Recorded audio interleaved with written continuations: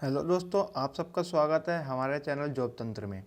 और आज की वीडियो में हम बात करने वाले हैं भारत में हिमालय की स्थिति के बारे में, ये हिमालय की उत्पत्ति के बारे में। तो आज हम बात करेंगे हिमालय की उत्पत्ति और हिमालय की संरचना के बारे में। किसके बारे में बात करेंगे? हिमालय की उत्पत्ति और हिमालय की संरचना के बारे में बात करने वाले हैं। ठीक है, सबसे पहले हम बात कर लेते हैं उत्पत्ति के बारे में कि हिमालय की उत्पत्ति कैसे हुई थी। कहने को तो हिमालय की उत्पत्ति के संदर्भ में विभिन्न प्रकार के सिद्धांत प्रचलित हैं। जैसे एक है कैथिस भूसन्नति का सिद्धांत, कैथिस भूसन्नति का सिद्धांत जो हमारे कोवर साहब ने दिया था। ठीक है, किसने दिया था? कोवर। ये कोवर साहब ने दिया था कैथिस भूसन्नति का सिद्धांत, और ये आधारित है पैंजिया और पैंथलासा पर। ठीक है, किस पर आधारित है? पैंजिया और पैंथलासा। इनकी मान्यता थी कि जो हमारा संपूर्ण जो ये महाद्वीप है ये सब एक ही जगह मिले हुए थे, जिसको इन्होंने पैंजिया कहा था। ठीक है, और जब इन्होंने बोला कि जब सूर्य और चंद्रमा की आकर्षण शक्ति के द्वारा जब इस पैंजिया का एक दूसरे की तरफ खिंचाव हुआ दूसरी साइड में, तो इसमें इनका विखंडन हो गया। और विखंडन जो पैंथलासा था ये हमारा जल था, ये विशेष महासागर था जो पैंजिया और पैंथलासा के बीच में टूटकर तैथिस सागर का रूप ले लेता है। ठीक है, तैथिस सागर का रूप ले लेता है, इनकी मान्यता ये थी। ठीक है, इन्होंने बताया कि जो है कोवर सिद्धांत से पैंजिया पैंथलासा अलग हुआ, तभी जो है हिमालय की उत्पत्ति हुई थी। और इसके बारे में अगर जानकारी दें तो इसके बारे में एक सिद्धांत और प्रचलित है जो सबसे महत्वपूर्ण सिद्धांत है, वो है प्लेट विवर्तनिकी सिद्धांत। कौन सा है? प्लेट विवर्तनिकी सिद्धांत। प्लेट विवर्तनिकी सिद्धांत ये हमारे जो पृथ्वी की स्थलाकृति है उनके उच्चावच के बारे में, विशेषताओं के बारे में उल्लेख करने में सबसे महत्वपूर्ण यही सिद्धांत है। इसमें क्या है?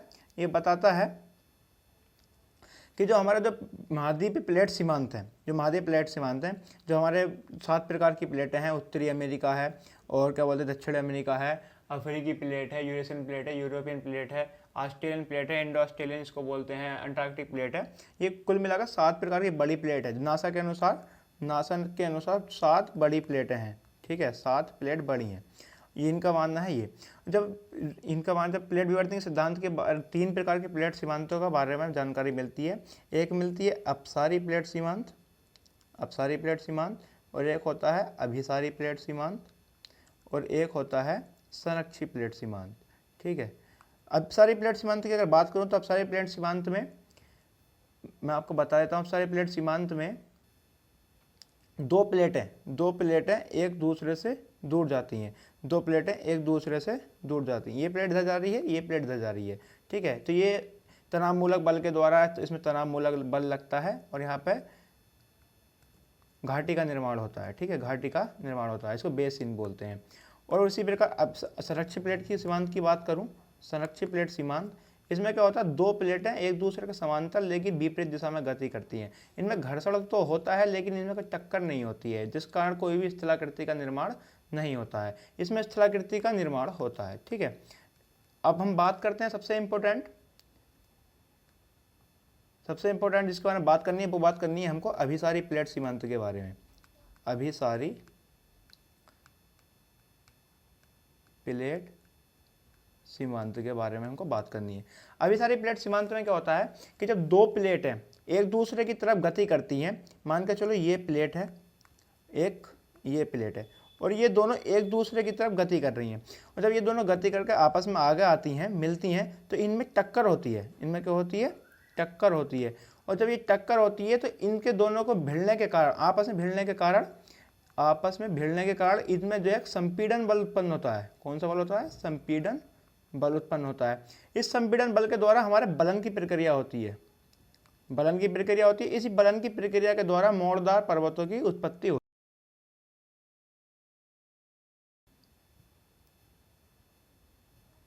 और हमारे हिमालय की उत्पत्ति भी इसी बलन की प्रक्रिया से हुई थी। ठीक है, तो आपने देखा कि अभिसारी प्लेट सीमांत से किस प्रकार हमारे हिमालय की उत्पत्ति हुई। अब इसी बारे में बताता हूँ कि ये तो प्लेट के बारे में बता दिया कि प्लेट भिड़ी तो बलन की प्रक्रिया से मोड़दार पर्वत की उत्पत्ति होती है। अब इसी अभिसारी प्लेट सीमांत से हमें ये देखना है कि हमारे हिमालय की उत्पत्ति कैसे हुई थी। जब यूरेशियन प्लेट हमारी भारतीय प्लेट से टकराई, तो पहले इसके बीच में कैथिस सागर नाम का सागर था। तैथिस सागर, ठीक है, ये तैथिस सागर था। तो इसकी बात करें तैथिस सागर, तो इसमें जो है जब यूरेशियन प्लेट भारतीय प्लेट से टकराई तो सबसे पहले हमारे बाईं तरफ जो ये यूरेशियन प्लेट की तरफ हमारा जो है ट्रांस हिमालय की उत्पत्ति हुई थी। किसकी उत्पत्ति हुई थी? ट्रांस हिमालय की उत्पत्ति हुई, ठीक है। और फिर जैसे जैसे इनके बीच की दूरी कम हुई और इनमें दोनों तरफ से अवसाद लाकर ट्रांस हिमालय को भर दिया गया, तैथिस सागर की जो स्थिति थी उसको भर दिया गया। जब ये दोनों आपस में भिड़ी तो इन्हें यहाँ पर संपीड़न बल के कारण, तो संपीड़न बल के कारण बलन की प्रक्रिया हुई, तो बलन की प्रक्रिया से यहाँ पे हिमालय की उत्पत्ति हुई, ठीक है। और इसी हिमालय में फिर हमारे निर्माण हुआ बृहद हिमालय का, ठीक है, लघु हिमालय का और शिवालिक की पहाड़ियों का, ठीक है, शिवालिक की पहाड़ी। अब यही बात, अब मैं इन्हीं तीन, 1 2 3 और एक ट्रांस हिमालय, इन चारों के बारे में आपको बताऊंगा कि इनकी स्थिति क्या क्या है, इनमें कौन कौन सी पहाड़ियाँ स्थित हैं, ठीक है। तो सबसे पहले हम बात कर लेते हैं अगली जो सबसे पहले बात करें ट्रांस हिमालय के बारे में, ठीक है। सबसे पहले हम बात करते हैं ट्रांस हिमालय के बारे में। उससे पहले मैं आपको भारतीय नक्शे पर इसकी स्थिति दिखा देता हूँ कहाँ है। तो हम सबसे पहले बात करने वाले हैं हमारे ट्रांस हिमालय, बृहद हिमालय, लघु हिमालय की स्थिति कहाँ कहाँ है, ठीक है।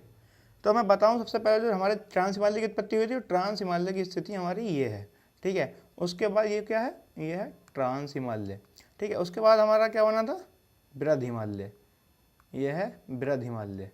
उसके बाद हमारा बना मध्य हिमालय, या जिसको हम लघु हिमालय भी कह देते हैं, ठीक है। बृहद हिमालय, मध्य हिमालय, लघु हिमालय। उसके बाद हमारा सबसे नवीनतम श्रेणी बनी थी शिवालिक की पहाड़ियाँ, जिसको है शिवालिक, ठीक है, ये बन गई शिवालिक की पहाड़ियाँ, ठीक है। अब इसके बारे में एक चीज़ और बता दूं मैं आपको कि इनके बीच में कुछ क्षेत्र हैं, जैसे ट्रांस हिमालय, बृहद हिमालय के बीच में आपको मिलेगा ITSZ, इंडो सांगपो सेचर जोन, ठीक है। इन दोनों के बीच में आपको मिलेगा MCT, यानी कि बृहद हिमालय और मध्य हिमालय के बीच में मिलता है आपको MCT, जिसको बोलते हैं मैन सेंट्रल थ्रस्ट, ठीक है। और जो है बृहद हिमालय और मध्य हिमालय और शिवालिक के बीच आपको मिलेगा MBF, जिसको बोलते हैं मैन बाउंड्री फॉल्ट। और इस शिवालिक के नीचे का स्थिति जो होती है ये वाली, इसको बोलते हैं HFF, हिमालय फ्रंट फॉल्ट, ठीक है। ये अब मैं तुमको बताता हूँ सबसे पहले ट्रांस हिमालय के बारे में, ठीक है। सबसे पहले हम बात करेंगे ट्रांस हिमालय के बारे में। तो ट्रांस हिमालय की स्थिति के बारे में बात करूँ तो ट्रांस हिमालय हमारा 3 क्षेत्रों, 3 भागों में बटा हुआ है, 3 श्रेणियों में बटा हुआ है। सबसे पहले कौन सी है? सबसे पहले है काराकोरम, ये काराकोरम श्रेणी। दूसरी है हमारी लद्दाख श्रेणी। तीसरी है हमारी जास्कर श्रेणी। काराकोरम श्रेणी की अगर बात करें तो काराकोरम में हमारे जो है इसमें जो चोटी है वो है माउंट K2, इसमें हमारी चोटी पड़ती है माउंट K2, जो भारत की सबसे ऊंची चोटी है, भारत की सबसे ऊंची चोटी है, ठीक है। इसको याद रखेंगे, ये इंपॉर्टेंट है, माउंट K2 भारत की सबसे ऊंची चोटी, ठीक है। उसके बाद हम बात करते हैं, इसमें चोटी तो और ही पड़ती है, ग्लेशियर ब्रह्म पड़ती है और मैसर ब्रह्म पड़ती है, ठीक है, काराकोरम में। उसके बाद बात करते हैं लद्दाख की। लद्दाख में सबसे इंपॉर्टेंट चोटी पड़ती है माउंट राकापोसी, राकापोशी, हिंदी में लिख देता हूँ राकापोसी। ये सबसे तीव्रतम ढाल वाली चोटी है विश्व की, तीव्रतम ढाल वाली चोटी, विश्व की सबसे तीव्र ढाल वाली चोटी है। इसको आप याद रखेंगे, ये इंपॉर्टेंट है, ये भी इंपॉर्टेंट, ठीक है। और जास्कर के इसमें कोई ऐसी खास चोटी नहीं है, इसके बारे में आपको बताऊं। ट्रांस हिमालय हो गया। अब हम अगली बार बात करने वाले हैं, अगले में बात करते हैं बृहद हिमालय के बारे में, ठीक है, बृहद हिमालय, ठीक है। बृहद हिमालय की बात करूं तो मैं इसको एक आसान तरीके से आपको समझाने की कोशिश करूंगा, ये अच्छी ट्रिक भी है। सबसे पहले बात करते हैं, इस तरीके से एक लाइन बना लेते हैं, ठीक है। हमारे में जो ये बृहद हिमालय की लाइन जो मैंने खींची दिखाई थी आपको, ये वही लाइन है, समझ लेना। तो ये बृहद हिमालय जो भारत में स्थिति है इसकी, उसके बारे में अगर मैं आपको बताऊं कहाँ से कहाँ तक है, तो सबसे पहले मैं बताता हूँ बृहद हिमालय हमारा जो शुरू होता है भारत में, वो जम्मू कश्मीर में नंगा पर्वत से शुरू होता है। कहाँ से होता है? नंगा पर्वत से शुरू होता है। और ये खत्म कहाँ होता है? ये अरुणाचल प्रदेश में ये खत्म होता है, नामचा बर्फ। ठीक है, ध्यान रखेंगे ये इस बृहद हिमालय की स्थिति भारत में जम्मू कश्मीर के नंगा पर्वत से लेकर अरुणाचल प्रदेश के नामचा बर्वर तक है। इसके बाद हम बात करते हैं इसके बीच में कुछ पड़ने वाली चोटियाँ कौन कौन सी कहाँ पड़ती है। उसके बाद बात करें तो उत्तराखंड में चोटी मिलेगी हमको, जो उत्तराखंड में हमें चोटी मिलती है इसको बोलते हैं हम केदारनाथ। सभी गए होंगे वहाँ पर, जाते होंगे। केदारनाथ ये हमारी पड़ती है उत्तराखंड में। उसके बाद मिलेगी बद्रीनाथ, ये भी उत्तराखंड में मिलती है। उसके बाद मिलेगी हमको नंदा देवी, ये भी उत्तराखंड में पड़ती है। ठीक है, याद रखेंगे कौन सी चोटी हमारे कौन से राज्य में है, ये इंपॉर्टेंट होता है, पूछ लेता है, यही पूछता है कौन सी चोटी कौन से राज्य में है। ठीक है, इसको अच्छे से याद रखेंगे। उसके बाद का जो रीजन है हमारा ये वाला रीजन हमारा पड़ता है नेपाल में। कहाँ पड़ता है? ये हमारा क्षेत्र है नेपाल का।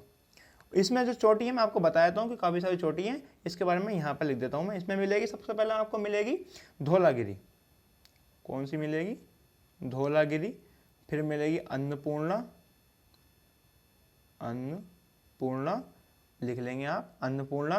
फिर मिलेगी आपको मनसालू, मनसालू। और यही सबसे इम्पोर्टेंट जो मिलेगी, सबसे इम्पोर्टेंट मिलेगी माउंट एवरेस्ट, माउंट एवरेस्ट। ठीक है, ये विश्व की सबसे ऊंची चोटी है। क्या है? विश्व की सबसे ऊंची चोटी, इसको आप याद रखेंगे। और ये हमारे नेपाल में पड़ती है और जो है बृहद हिमालय का भाग है। हिमालय सबसे ज़्यादा ऊंची चोटियाँ बृहद हिमालय में ही पाई जाती हैं। ठीक है, और इसके बाद इसकी कुछ और चोटियाँ, मकालू है, लोहिया है, ग्रेसर ब्रह्म जो नेपाल में पड़ती हैं, इसको आप याद रखेंगे। कौन कौन सी? सबसे पहले देखिए हमने धौलागिरी, अन्नपूर्णा, मकालू, और क्या बोलते हैं माउंट एवरेस्ट, मनसालू, गौरीशंकर, लोहिया, ये हमारी कुछ जो है नेपाल में पड़ने वाली बृहद हिमालय की चोटियाँ हैं। इसके बाद भारत में एक चोटी और पड़ती है जो सिक्किम में है, सिक्किम में है। कौन सी है? कंचनजंगा।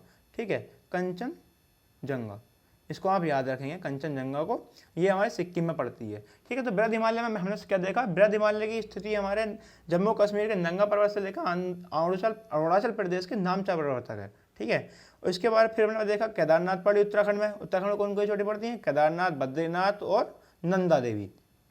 उसके बाद हमने देखा नेपाल में पहुंचे हम, नेपाल में हमने चोटियाँ देखी, मैंने आपको बताया भी। फिर उसके बाद सिक्किम में कंचनजंगा देखी, फिर अरुणाचल प्रदेश में हमने नामचा पर्वत देखी। ठीक है, तो बृहद हिमालय की बात हो गई। उसके बाद हम बात करने वाले हैं अगली चोटी के बारे में। अगली चोटी की अगर बात करें हम, तो अगली चोटी में हमारे कौन सी थी? हमने देख लिया ट्रांस हिमालय देख लिया, बृहद हिमालय देख लिया। उसके बाद हम देखते हैं मध्य हिमालय, या इसको बोलते हैं लघु हिमालय। ठीक है, याद रखेंगे मध्य हिमालय या लघु हिमालय।